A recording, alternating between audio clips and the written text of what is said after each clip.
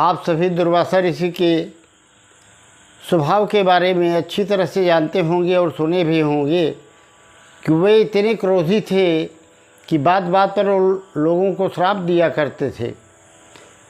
यहाँ तक कि मनुष्य की बात क्या है, बड़े बड़े देवता ऋषि मुनि भी उनके श्राप से डरते थे।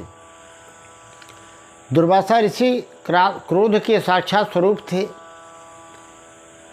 और उन्होंने अपनी पत्नी को ही श्राप देकर के जला करके मार डाला था, जिसका वर्णन ब्रह्मदत्त पुराण के श्री कृष्ण जन्मखंड के 24वें और 25वें अध्याय में मिलता है। मित्रों, एक बार की बात है, एक ऋषि दुर्वासा ऋषि के पास अपनी कन्या कंदली को लेकर पहुँचे। कंदली दुर्वासा ऋषि को बहुत चाहती थी और उन्हीं से अपनी शादी करना चाहती थी। ऋषि ने जाकर के निवेदन किया तो दुर्वासा ऋषि जी ने कहा कि वैसे तो मेरी विवाह में कोई रुचि नहीं है, पर अगर आप कहते हैं तो मैं विवाह कर लूँगा। तो उन ऋषि ने बताया कि देखिए ऋषिवर, मेरी पुत्री जो है, इसके गुणों का बखान तो मैं नहीं कर सकता, पर इसमें एक अवगुण है। वह अवगुण यह है कि यह बहुत कलहकारिणी है, बात बात पर कलह करती है, क्रोध करती है। पर इसकी अवहेलना आपको करनी होगी और क्षमा करना होगा। तब दुर्वासा जी ने कहा कि मैं आपको वचन देता हूँ, इसके 100 गलतियों को माफ़ करूँगा और 100 से अधिक होगा तो बर्दाश्त नहीं कर पाऊँगा। अब उन ऋषि जी ने दुर्वासा जी का अपनी पुत्री की कंदली का विवाह कर दिया। अब दुर्वासा गृहस्थी में बंध गए और गृहस्थी में बंध करके प्रेम पूर्वक अपने आश्रम में रहने लगे। पर कंदली कलह की कारिणी थी। वह बात पर अपने पति को कटु वचन सुनाती दुर्वासा को, जिससे बड़े बड़े देवता कांपते थे उनके क्रोध से, उनके श्राप से। वह खुद कांपने लगे थे अपने पत्नी के क्रोध से। वह रात दिन उन्हें जली कटी सुनाया करती थी। सीमा इतनी पार हो गई कि वह 100 से अधिक गलतियां कर चुकी और जब बर्दाश्त के बाहर होगा तो दुर्वासा ने उसे श्राप दे करके जला करके भस्म कर डाला। उधर उनके पिता तपस्या में लीन थे। कंदली के पिता वे आए और बोले कि आप उसका त्याग कर सकते थे, पर क्रोध करके उसे भस्म कर डालना ठीक नहीं आपने किया है। इधर अम्बरीश नाम के एक राजा थे जो भगवान विष्णु के बहुत बड़े भक्त थे और एकादशी का व्रत बराबर किया करते थे और भगवान विष्णु का पूजन किया करते थे। एकादशी का व्रत करते द्वादशी को पारण किया करते थे। एक बार वो एकादशी का व्रत करके द्वादशी के दिन पारण करने जा रहे थे, तभी अचानक दुर्वासा जी अपनी मंडली सहित वहाँ पहुँच गए और दुर्वासा उनसे भोजन की याचना की और बोले कि मैं स्नान के लिए जाता हूँ, आप जो है जब तक मैं न आऊँ तब तक मेरी प्रतीक्षा कीजिए। उन राजा ने उनका बड़ा सत्कार किया और कहा मैं आपका प्रतीक्षा करूँगा, आप जल्दी आइएगा।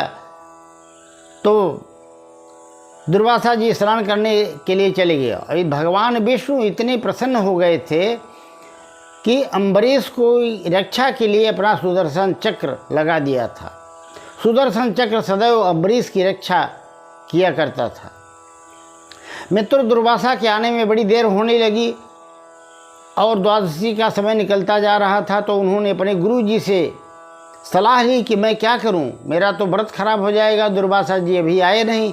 तो गुरु ने कहा आप भगवान विष्णु के चरणों का चरणामृत पान कर लीजिए, जिससे आपका व्रत भी खंडित नहीं होगा और दुर्वासा का अपमान भी नहीं होगा।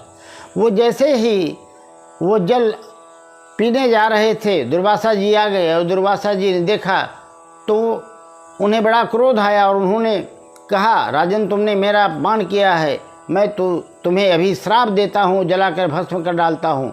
उन्होंने अपनी जटा से एक बाल को उखाड़ करके पटक दिया, जिससे एक कृत्या अर्थात राक्षसी पैदा हुई जो राजा को खाड़ने के लिए दौड़ी।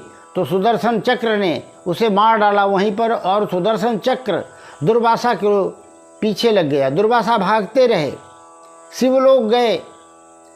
शिव जी ने मना कर दिया, मैं सुदर्शन चक्र से रक्षा नहीं कर सकता।